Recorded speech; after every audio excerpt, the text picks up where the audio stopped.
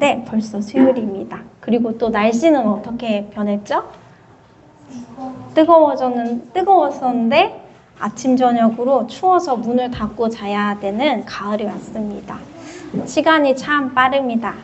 우리가 빠르게 흘러가는 시간을 잡을 수 없지만 영원한 하나님의 말씀을 붙잡으며 삶의 중심을 잡고 살아갈 수 있기를 바랍니다. 네, 오늘 본문 말씀은요, 마태복음 14장 22절에서 23절 말씀입니다. 두 절의 말씀이 길지 않아서 다 같이 합독하시겠습니다. 예수께서 곧 제자들을 재촉하여 배에 태워서 자기보다 먼저 건너편으로 가게 하시고 그동안에 무리를 헤쳐 보내셨다. 무리를 헤쳐 보내신 뒤에 예수께서는 따로 기도하시려고 산에 올라가셨다. 날이 이미 저물었을 때에 예수께서는 홀로 거기에 계셨다. 아멘. 오늘 말씀의 제목은요, 기도하는 사람이라는 제목으로 함께 말씀을 나누도록 하겠습니다.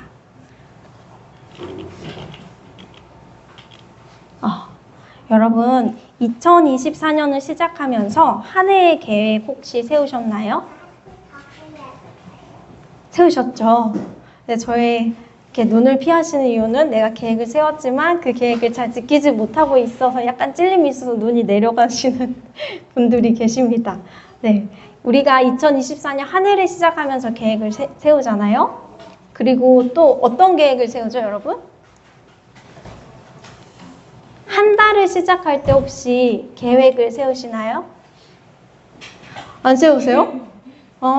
세우시는 분? 그쵸. 보통 한 달에, 이달에 무엇을 할지 월 말에 이제 한 달을 돌아보고 10월 달에는 어떤 일정이 있는지 우리가 계획을 세우잖아요. 그런데 여러분 혹시 기도의 계획을 세워보신 적이 있으신가요? 네, 지금 오늘이 9월 25일이에요. 이제 10월이 되려면 약 5일 정도 남았는데 우리가 되게 보통은 9월 말을 잘 마무리하면서 10월 달에 무엇을 하지? 공휴일도 있으니까 이날은 좀 쉬고 놀러를 가야지. 이런 계획들 세우셨죠? 안 세우셨나요? 10월 1일부터 공휴일이 있는데 네, 다들 마음속으로 세우고 계신 줄로 제가 믿습니다. 네. 그렇게 우리가 일정의 계획을 세우는데 기도의 계획은 어떻게 세우고 있나 한번 돌아보는 시간이 되셨으면 좋겠습니다. 오늘 말씀의 주제가 기도하는 사람이었고 본문에서 예수님께서 뭐 하고 계시는 모습이 있었나요? 읽고 까먹으셨나요? 예수님께서 뭐 하셨죠, 여러분? 네. 다시 한번 제가 말씀을 보여드려야 될 것 같아요. 네. 예수님께서 제자들을 재촉하여 배에 태우셨어요. 그리고 자기보다 먼저 건너편으로 가게 하시고 그동안의 무리를 헤쳐 보내셨습니다. 지금 이 말씀이 어디에 나온 말씀이냐면 오병이어 기적 혹시 아세요, 여러분? 네. 오병이어 기적을 일으키시고 난 다음에 예수님이 하신 행동을 이 말씀이 설명을 해주고 있어요. 어린아이들도 잘 아는 이 오병이어의 기적은요, 보리떡 5개, 물고기 2마리로 남자만 5,000명 정도의 사람들이 배불리 먹고 남았죠. 12강짜리가 남았고, 또 여기에서 수에 포함되지 않는 여자와 남자를 포함하면은 훨씬 더 많은 사람들이 예수님과 함께 이 기적을 맛보았습니다. 근데 우리가 오병이어 예수님께서 기적을 만드셨어. 기도하시더니 떡과 물고기가 많아져서 같이 나눠 먹었어. 이렇게 알고 있는데 그러고 예수님이 이 뒤에 뭘 하셨는지는 우리가 그닥 집중해서 보지 않았던 것 같아요. 기적에 초점이 많이 맞추어 있었죠. 그런데 오늘 말씀을 보면 예수님께서 오병이어 사건 다음에 하신 일이 있습니다. 예수님께서는 무리를 헤쳐 보내신 뒤에 따로 기도하시려고 산에 올라가셨습니다. 날이 이미 저물었어요. 깜깜해졌는데도 예수님께서는 홀로 거기에서 계셨는데 뭐라고 계셨을까요? 밥을 드시고 계셨을까요? 네, 기도하고 계셨습니다. 네. 오병이어의 기적을 일으키고 나서 사람들은 예수님에 대해서 그 장소에서 어떤 이야기를 했을까요? 메시아다, 그리스도다, 이런 얘기도 했을 수도 있고, 와, 기도를 했는데 저런 기적이 일어났어, 이런 거에 초점을 맞추면서 예수님과 같이 있으면 내가 굶어 죽지는 않을 수도 있을 것 같아 라는 마음도 있었을 테고, 실제로 그 많은 사람들이 예수님 정말 위대하신 분이십니다 라고 표현을 했을 수도 있잖아요. 그럼 사람들이 예수님을 막 높이는 그런 말들을 분명히 들으셨을 텐데, 예수님은 그 영광에 취해 있지 않고 그 모든 사람들을 어떻게 하셨어요? 돌려보내셨어요. 제자들을 먼저 돌려보내고 그 나머지 사람들을 돌려보내신 다음에 예수님이 하신 일이 뭐였냐면요, 한적한 곳에 가서 기도 드리는 것이었습니다. 이미 기적이 다 일어났는데 예수님은 왜 기도를 드리셨을까요? 지금으로 따지자면 이런 거일 수도 있어요. 저희 교회에서 정말 큰 행사를 했어요. 막 사람들도 많이 오고 정말 큰 행사를 해서 행사가 다 끝났어요. 성황리에 끝나고 사람들이 가고 그랬어요. 그러면 이제 행사를 준비한 사람은 어떻게 해요? 뒷정리를 하죠. 그리고 오늘 정말 다들 은혜 받고 해서 감사합니다 하고 감사의 마음을 고백한 다음에 저는 보통 어떻게 하냐면요, 치우고 집에 가요. 집에 가서 아침부터 저녁까지 수고했으니까 나 좀 쉬어야지. 여러분 대부분 그러지 않으세요? 그 모든 행사를 마치고 여기에 나와서 다시 기도를 드리지는 저는 못했어요. 근데 말씀을 보면서 예수님은 그렇게 따지면 다 끝나고 여기서 우리가 하나님께 기도드리고 하나님을 찾은 게 예수님의 모습인데 나는 그러지 못했구나 라는 생각을 말씀을 읽으면서 하게 되었습니다. 그리고 기도드리는 것이 예수님의 습관이셨구나 라는 것을 말씀을 통해 볼 수 있었습니다. 제가 오늘 말씀과 더불어서 한 권의 책을 같이 읽으면서 이 말씀을 준비했거든요. 근데 이 책은 어떤 책이냐면 영적 거장들의 기도의 습관에서 배우다, 세상을 움직이는 리더의 기도라는 책이에요. 근데 기도하는 리더들은 어떻게 기도드리는지, 그리고 이 사람들은 어떻게 기도를 드렸기에, 기도의 방법에 대해서도 나오고 기도는 도대체 무엇인지, 수많은 그 하나님과 깊이 교제를 갖는 그런 영적인 거장들에게 가가지고 인터뷰를 한 거예요. 한 대략 50-60명 정도 인터뷰를 해서 도대체 여러분들은 어떻게 기도를 하고 예수님을 만나고 하나님 만나기에 이렇게 기도를 드릴 수 있고 기도의 거장들이 됐습니까? 라고 인터뷰를 해서 이제 그것들을 기록한 책인데, 이 책에서 이런 말이 나와요. 기도하는 리더들은 성취의 제단 앞에 예배하기를 멈추고 자기 만족의 환상을 깬 사람들이다. 예수님 기도하는 리더셨죠. 대표적으로 성경에서 예수님이 기도하는 리더이신데, 예수님이 만약에 오병이의 기적에 취해서 그 성취의 제단 앞에 예배를 드렸다면 그 사람들이 환호하고 예수님이 메시아입니다, 그리스도이십니다 라고 고백했을 때 그거를 만끽하시고 누리시고 하셨을 거예요. 그런데 예수님은 자기 만족에 취해 있는 것이 아니라 하나님의 뜻에 순종하는 기도하는 분이셨어요. 그래서 모든 그 기적을 베풀게 하신 분도 하나님이시잖아요. 하나님의 그 일들이 끝난 다음에 예수님이 드러나신 것이 아니라 다 돌려보내시고 다시 기도하는 자리에 나갈 수 있었던 것입니다.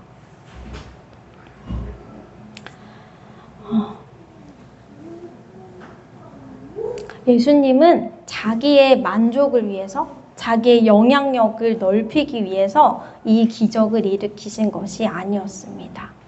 14절의 말씀에서 보면요, 예수님께서 이 오병이어의 기적을 일으키신 이유는요, 큰 무리를 보시고 불쌍히 여기사 그 중에 있는 병자를 고쳐주시는 것으로 마음이 시작되셨어요.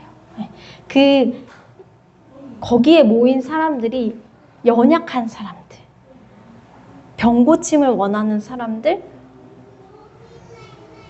긍휼히 여겨야 할 사람들이 예수님 앞에 모여서 앉아서 말씀을 들었잖아요. 그리고 기대했잖아요. 무슨 일이 일어날지. 그런데 그 사람들에게 긍휼한 마음을 가지고 불쌍히 여기사 예수님은 말씀을 전하시고 병을 고치시고, 그리고 마지막에 날이 저물고 이 사람들이 배고프자 오병이어 기적을 일으키셨던 것입니다. 이 병든 사람들을 고치면, 이 떡과 물고기를 주면 이들이 나를 따를 거야, 이 목적을 가지고 일을 이루신 것이 아니었습니다.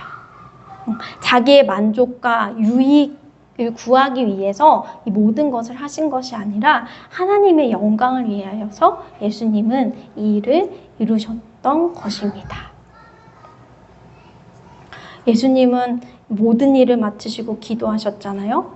그런데 우리는 정말로 우리가 예수님보다 하나님을 더 의지하고 기도드려야 할 사람들임에도 불구하고, 저는 이 말씀을 읽고 설교 준비하고 묵상하면서 어떤 마음이 들었냐면, 예수님은 사실 기도하지 않으셔도 되지 않나, 그런 마음이 있었어요. 오히려 내가 예수님보다 먼저 이 습관을 더 가져야 할 연약한 사람임에도 불구하고 예수님은 하시는데 나는 참 부족했다라는 마음을 갖게 되었습니다.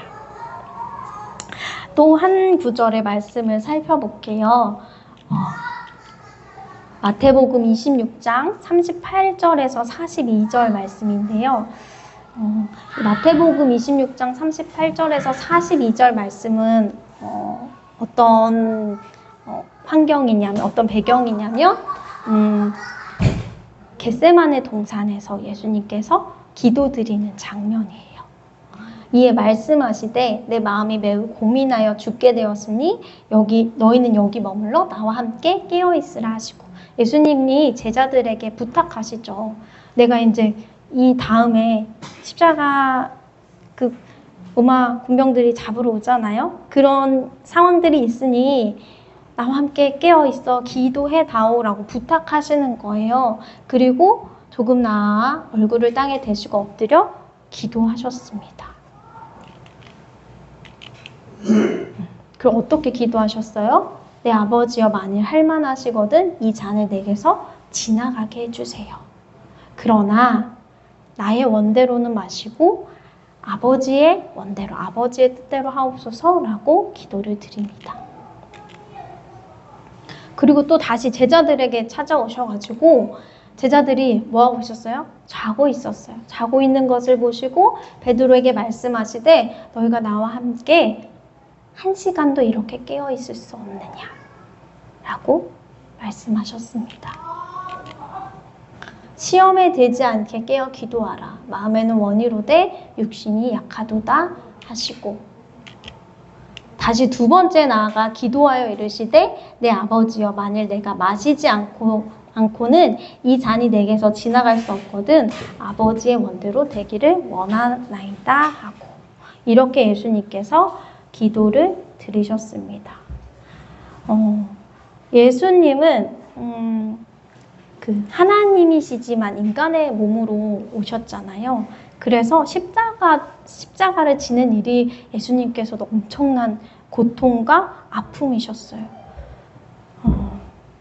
그래서 예수님도 마음이 어렵고 하나님 앞에 순종하기 어려운 마음이 당연히 있으셨죠. 그때 예수님이 뭘 하셨어요? 예수님이 기도하셨어요. 여러분, 우리는 가장 중요한 일이 있을 때, 그리고 내가 정말 힘들어서 어찌할 바를 모를 때 어떠한 자리에 나아가나요? 기도의 자리에 나아가고 계신지 아니면 나를 위로할 수 있는 또 다른 어떠한 자리에 나아가고 있는지, 하나님 앞으로 나아가는지 아니면 내 문제를 바로 보지 않고 회피하는 그 자리에 가고 있는지, 이것을 한번 생각해 보셨으면 좋겠습니다. 하나님이신 예수님도 십자가를 지실 때 그 고통과 아픔과 그 모든 무거움 앞에 하나님 앞에 나가서 기도하셨다는 것을 우리가 살아가면서 잊지 않았으면 좋겠어요. 사실 인간에게 가장 큰 고통이 십자가를 지는 고통이라고 많이들 얘기하잖아요. 그런 가장 고통의 순간에 예수님은 기도를 선택하셨고 하나님 앞에 하나님의 뜻을 구하는 기도를 드렸다는 것을 우리가 잊지 않았으면 좋겠어요. 우리가 무엇을 선택해야 될지 이 분주한 시간 가운데서 나의 중심을 잡아야 할 때 나의 중심을 어떻게 잡을 수 있을까? 사실 우리의 중심을 잡는 것은 마음을 잡는 거잖아요. 근데 마음의 중심은 우리의 뜻대로 내가 마음을 잡겠어. 난 오늘부터 다이어트 하겠어. 네, 오늘부터 성경 말씀 읽겠어. 이렇게 마음만 결단해서는 작심삼일이 되기 쉽죠. 네. 물론 마음의 결단도 필요하지만 우리가 정말로 하나님께 이렇게 하겠습니다. 주님 이걸 주님께 드리기 원합니다. 라는 삶을 살아가기 위해서는요. 하나님께 반드시 기도 드리는 사람이 되어야 합니다. 기도가 없이는요. 이런 유가 날 수 없다라고 예수님께서 말씀하셨습니다. 예수님도 그렇게 말씀하시는데 우리는 진짜 좀 배짱이 저 같은 경우는 배짱이 좀 큽니다. 내가 될 때까지 좀 해보고 안 되면 주님 앞에 가는 경우가 저는 조금 많이 있거든요. 그런데 완전하신 예수님도 하나님께 힘을 공급받았다는 것을 기억하면서 우리가 이 세상을 살아가면서 하나님 앞에 어떤 자세로 살아가야 하는지 어떠한 기도를 드려야 하는지 고민해 보셨으면 좋겠습니다. 예수님의 기도 습관을 조금 더 살펴보시면요. PPT에는 제가 안 넣었지만 이렇게 성경에 나오는 거를 정리해서 보면 예수님은 아침 일찍 일어나서 기도하셨습니다. 그래서 그 우스갯말로 목사님이 누가 새벽 예배 만들었어?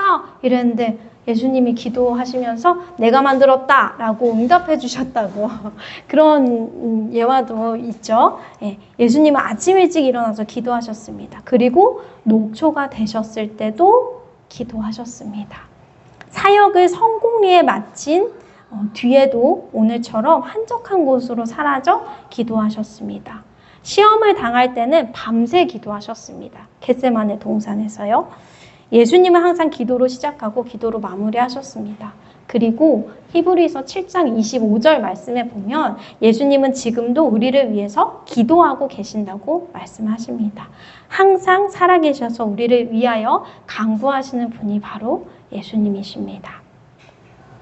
근데 제가 이렇게 기도하는 사람, 기도에 대해서 중요하게 얘기하는데 현실감이 조금 떨어지기도 하죠, 여러분? 나는 기도하는 사람인가? 나는 어떻게 기도를 드리고 있는가라는 질문 앞에 부끄러운 부분이 좀 있기도 합니다. 기도를 늘 기도하는 사람이 되려면 우리는 어떻게 해야 할까요? 사실 기도를 꾸준히 하는 게 쉬운 일은 아니에요. 그런데 영적 거장들의 인터뷰를 듣고 종합한 결과 기도를 사랑하는 사람들에게는 공통점이 발견됩니다. 바로 뭐였냐면요. 기도의 핵심이요. 이 사람들에게는 뭐였을까요? 퀴즈입니다. 이 사람들은 왜 기도를 할 수 있었을까요? 어떤 분은 40년 기도 생활 쭉 우리는 한 달도 하기 어려운데 왜 이 사람들은 기도가 이렇게 잘 되었을까? 꾸준히. 목사님 혹시 아십니까? 모르겠어요. 내가 할 수 없다. 맞아요. 내가 할 수 없다고 하나님 앞에 고백하는 거. 그것도 들어있었어요, 책 속에. 근데 정말 공통점 딱 한 가지가 있었는데 2글자예요. 어머님? 아실 것도 같고. 요즘 기도하실 때 어때요, 마음이? 기쁨? 어떠세요? 사모님 기도하시나 보다. 정답. 네.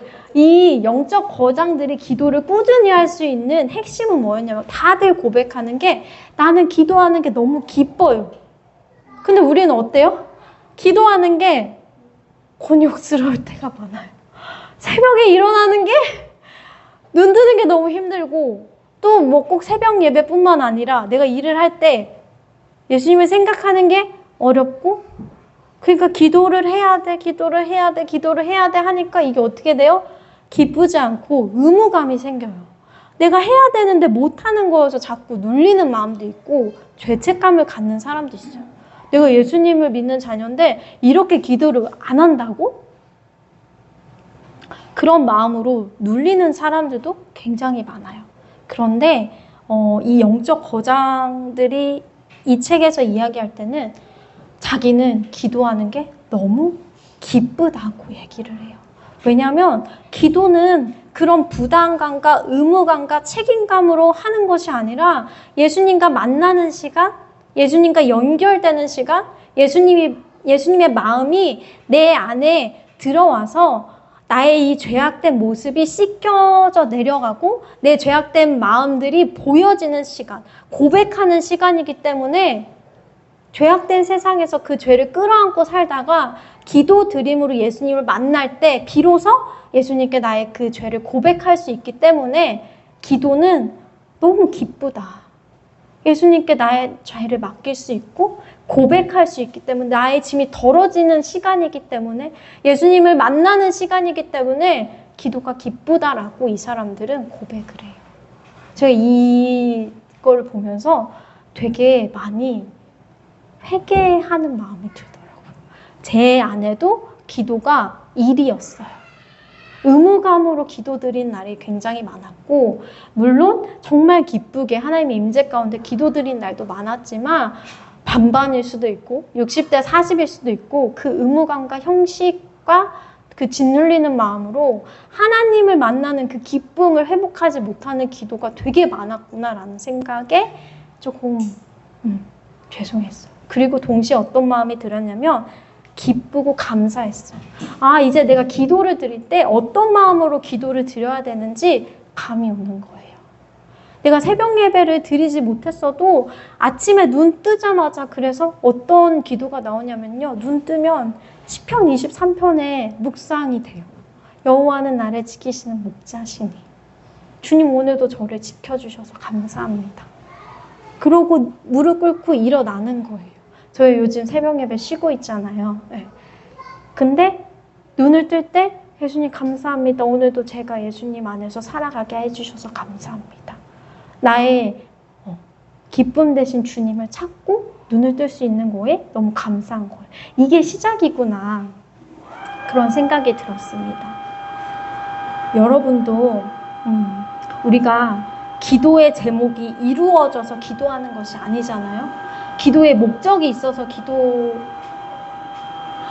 물론 목적이 있죠. 왜냐면은 저는 저희 아버지도 구원 받아야 돼서 저희 아버지의 구원을 위해서 기도드리고 저희 남동생을 위해서도 기도드리고 우리 교회를 위해서도 기도드리고 성도님들의 제목을 위해서 또 기도드리지만 사실 기도의 본질은요. 무엇을 들어주세요, 이뤄주세요가 아니라 하나님, 제가 하나님을 바라볼 수 있게 해주세요. 이 시간 하나님을 그냥 만나는 시간이 되어서 제 안에 주님이 주신 기쁨이 넘쳐 흐를 수 있는 삶. 그게 되어질 수 있도록 그게 우리의 기도의 목적이 되어야 하는 것입니다. 그리고 예수님도 우리가 이런 기도를 드리기를 원하셨습니다. 이렇게 기도를 드리면요, 우리 안에 죄가 보여요. 그리고 회개하게 됩니다. 예수님 앞에 나아가는데 예수님이 너무 환하고 밝아서 내가 죄를 고백할 수밖에 없어요. 그럼 내 죄를 고백하면 내가 용서하게 되고 예수님의 사랑을 담을 수 있게 돼요. 그리고 기도드리면 어떻게 돼요? 내가 못할 것 같았던 그 마음들이 부어지는 거예요. 그건 내가 하는 것이 아니라 성령 하나님께서 우리 안에 기도를 통해서 할 수 없는 그 마음을 부어주시는 거예요. 그런 경험 여러분 많이 하셨죠. 기도 드리기 전에 정말 못할 것 같았는데 기도 드리고 나니까 할 수 있는 힘이 생겼잖아요. 기도에는 이런 능력이 있습니다. 우리가 이 능력을 사모하는 마음도 이게 본질이 아니지만 이걸 사모하는 마음으로도 기도를 해야 합니다. 요한복음 16장 24절에 제가 PPT에 썼네요. PPT를 썼는데 지금 집중하느라 못 넘겼어요. 죄송합니다, 여러분. 네, 예수님과 연결되는 기쁨을 누리는 것이 우리의 기도의 목적이 되었으면 좋겠습니다. 요한복음 16장 42절에 보면요. 지금까지 너희가 내 이름으로 아무것도 구하지 아니하였으나 구하라. 그리하면 받으리니 너희 기쁨이 충만하리라 라고 나와 있습니다. 우리가 보통 구하라 그러면 주실 것이요. 두드리라 그러면 열릴 것이요. 찾으라 그러면 찾을 것이요. 이 말씀을 기도를 중요하게 여길 때 많이 이 말씀을 이제 듣게 되는데 이것만 계속 들으면 우리가 무언가를 기도의 제목을 위해서 기도 드려서 하나님께 기도의 응답을 받아야지 약간 이런 뉘앙스가 되게 많잖아요. 근데 이 말씀을 보니까 우리가 구해야 할 것이 기쁨이었구나. 하나님 이거 들어주세요. 이걸 구해야 하는 게 아니라 주님 제가 주님 안에서 기쁨이 충만할 수 있게 도와주세요. 이걸 먼저 구해야 하는구나 라는 것을 말씀을 통해서 깨닫게 되었습니다. 예수님도 기도드리면서 하나님과 함께 하시며 기쁨을 얻으셨어요. 그렇기 때문에 하나님의 뜻을 이룰 수 있는 힘이 생기셨겠죠? 그리고 제자들에게도 지금 기도하면서 너희도 이 기쁨을 구하라 라고 말씀하십니다. 기도는 하나님과 함께함의 기쁨을 누릴 수 있는 통로임을 잊지 않으시길 바랍니다. 이 책을 보면요. 기도와 리더십의 4가지 유형의 표가 이렇게 나와요. 제가 이 표를 보면서 나는 지금 어디에 속해 있는가 이런 생각을 해봤어요. 이 사분면에 리더십, 세로는 가로가 리더십, 세로는 이제 늘 기도함. 위로 올라갈수록 기도를 하고 아래로 내려갈수록 기도를 안 하고 리더십이 적고 리더십이 있고 이렇게 되는데 좌절한 사람들, 이 사람들은 아예 기도의 능력도 체험하지 못하는 사람들이, 믿지 못하는 사람이죠. 기도를 할 생각을 하지 못하는 거죠. 또 자기 힘을 의지하는 사람도 있습니다. 리더십은 있어서 막 끌고 가고 무언가를 일을 하는데 그 원동력이 나에서 나오는 거예요. 하나님에서 나오는 게 아니라 나에서 나오는.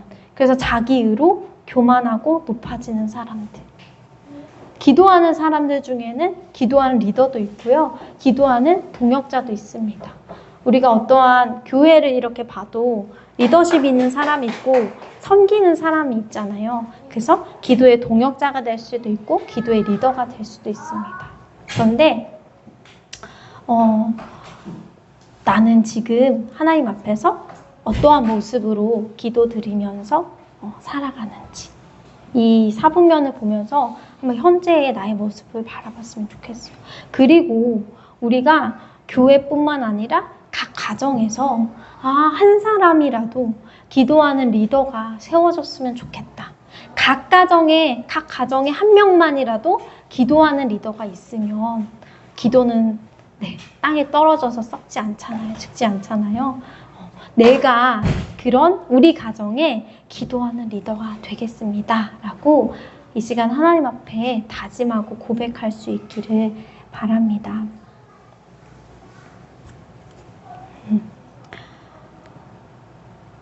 기도를 통해서 하나님을 더 깊이 만나는 삶을 사모하지만 잘 되지 않는 이유를 이 영적인 거장들도 이야기를 하더라고요. 이분들도 쉽지 않대요. 기도의 중요성을 누구보다 잘 알고 인정하면서도 기도를 최우선으로 삼는 것이 늘 힘들었다라고 고백하더라고요. 심지어 기도하기 위해서 시간과 장소를 정해놓고도 삶의 속도를 늦추기란 쉽지 않다. 제가 이 설교 준비를 하면서 저도 기도를 해야죠. 그래서 기도 시간을 이 시간에 기도해야겠다 하고 의지적으로 나와서 교회 강단에서 기도를 드리는데요. 그래서 기도가 습관이구나라는 생각을 또 해봤습니다. 왜냐면 시간도 정했고 장소도 정했는데 이게 꾸준히 앞에 나와서 무릎 꿇고 기도드렸던 게 아니기 때문에 힘든 거예요. 여러분 이 느낌 아시나요?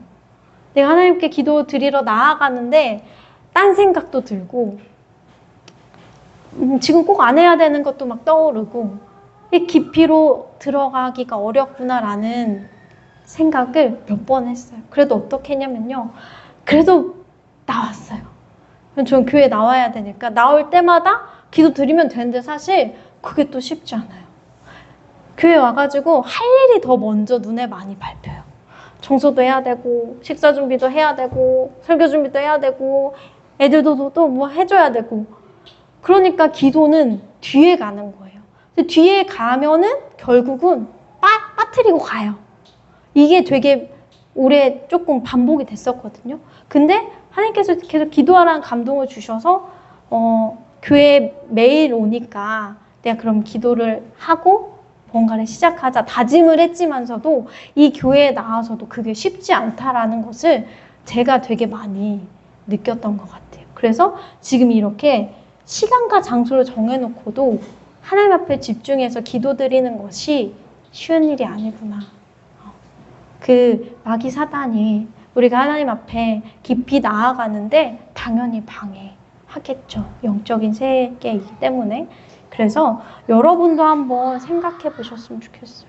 나는 하루 중 하나님께 어떻게 기도드리고 있나. 꼭 교회 와서 기도를 드리라는 것이 아니라 물론 교회 왔을 때 기도드리면 더 좋죠. 와서 기도드리면 또 그 부어진 은혜가 있어요. 정말 그래도 집중할 수 있거든요. 근데 여건이 되지 않으면 이런 기도도 권하더라고요. 많이 하시더라고요. 산책할 때 자연을 보면서 하나님 만드신 참 자연이 너무 아름다워요. 주님이 자연을 보면서 제가 주님을 찬양드립니다 하고 찬양하면서 주님께 기도를 드리는 것도 이 책에서 영적 리더들이 하고 있었어요. 실제로. 아침에 일어나서 30분 산책할 때 하나님과의 그 기도를 통해서 삶을 시작한다. 이렇게 이 사람들이 특별해서 예수님이 특별해서 기도를 드리며 하나님의 음성을 듣고 하나님의 뜻을 바로 깨닫는 것이 아니라 예수님 또한 그리고 이 영적 거장들도 또한 기도 드리는 습관을 끊임없이 가졌다는 것을 우리가 잊지 않았으면 좋겠어요. 그리고 우리가 작심삼일하면서 난 안 되나 보다. 그리고 좀 더 하면 될 것 같은데 자꾸 막 일이 생기고 이러한 것들을 이제는 분별해서 하나님 앞에 기도의 시간을 정하고 사수할 수 있는 우리가 되었으면 좋겠습니다.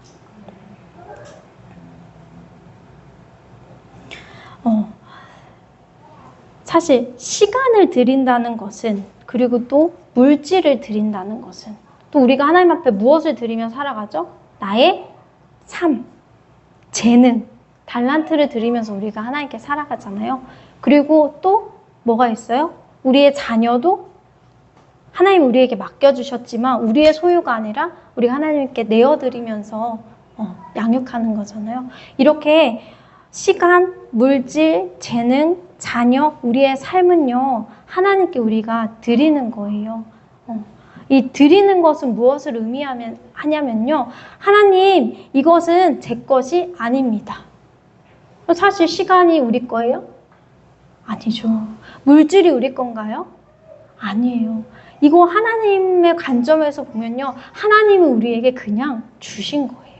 근데 우리는 이것을 내 거인 것 마냥 사용을 해요.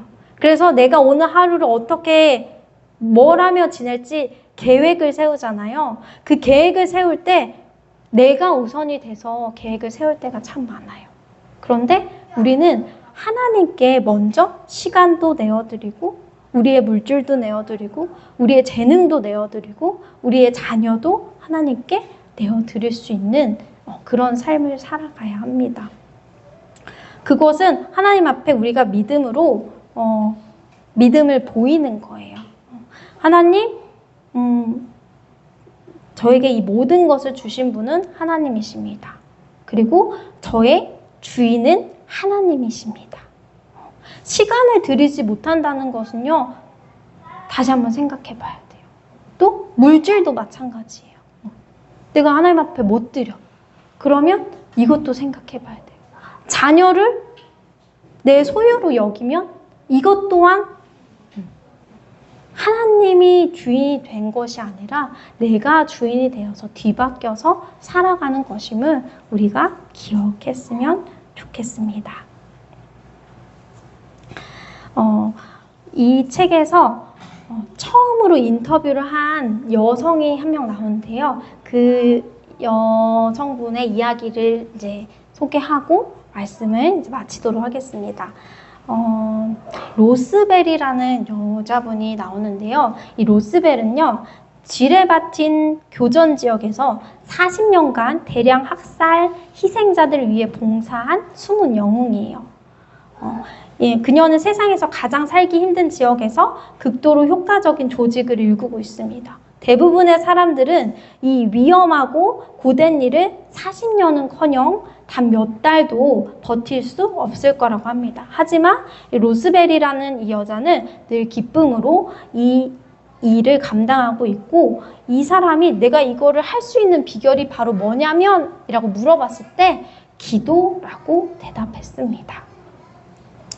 로스벨은 이렇게 이야기합니다. 전쟁터에서도 예수님은 나를 더없이 행복하게 해주십니다. 어렸을 때 11조를 하고 싶었는데 돈이 없었습니다. 그래서 내가 가진 것 중에 가장 값진 것은 시간뿐이어서 하나님께 시간의 11조를 드렸습니다. 매일 2시간에서 2시간 반 동안 기도하고 성경을 읽고 예배하기로 결심했습니다. 이 일을 지난 40년간 꾸준히 해왔습니다. 18살에 시간의 10%를 하나님께 드리겠다고 결심한 뒤로 자기는 기쁨이 충만했대요. 이 사람도 역시 난민이었어요. 그러니까 집이 있고 윤택하고 살기 편해서 이 마음을 먹은 것이 아니라, 난민이면 어때요? 집도 없고 먹을 것도 없고 갈아입을 것도 없고 씻을 데도 없고 불안한 삶이 난민인데, 이 로스벨이라는 사람은 18살 때 하나님께 그 서원을 한 거예요. 그 자기가 드릴 수 있는 게 시간밖에 없어서 시간의 11조를 드렸다고 고백을 합니다. 근데 이 로스벨이 사역을 막 시작했을 때 모든 난민이 꿈꾸는 그런 전화를 한 통 받았대요. 뭐냐면, 당신을 이렇게 이주시켜주겠다. 안전한 나라로 갈 수 있도록 해주겠다라는 전화를 받은 거예요. 그럼 어때요? 내 이제 살 길이 열렸잖아요. 당장 가야죠. 근데 로스벨은 하나님께 기도드렸대요. 하나님, 제가 가는 게 맞나요? 아니면 어떻게 해야 되나요?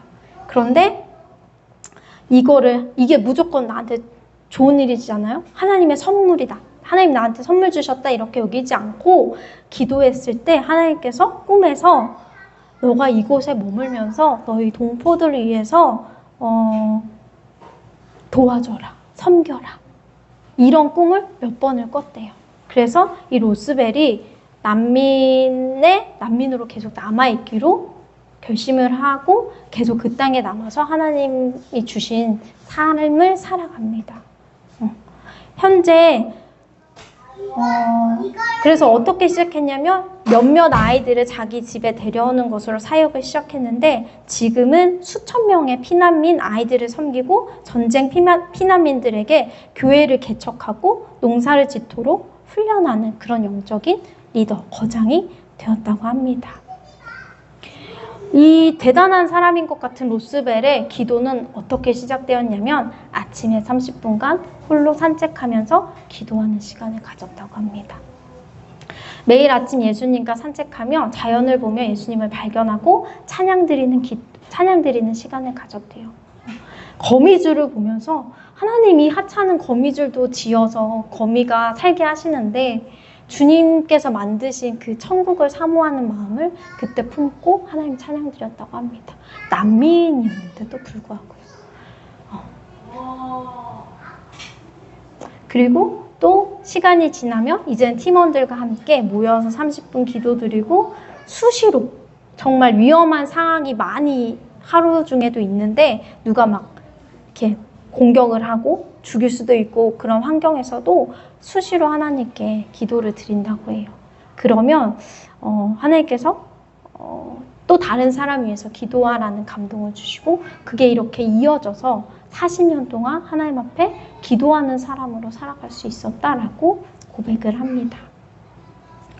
저는 책에서 기도는 형식이 아니고 개념이 아니라 실천입니다 라는 이 말이 되게 많이 남았어요.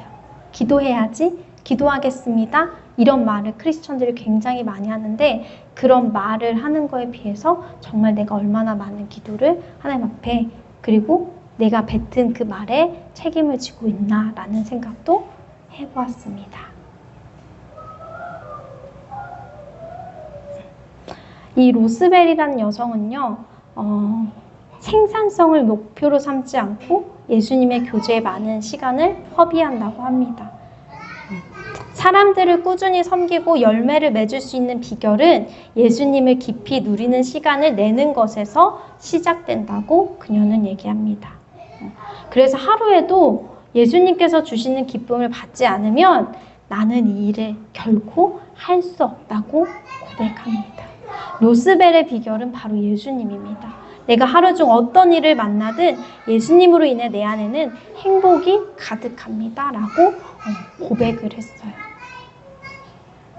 난민 지역에서 불안정한 삶을 사는 사람이 나는 예수님 때문에 행복하고요.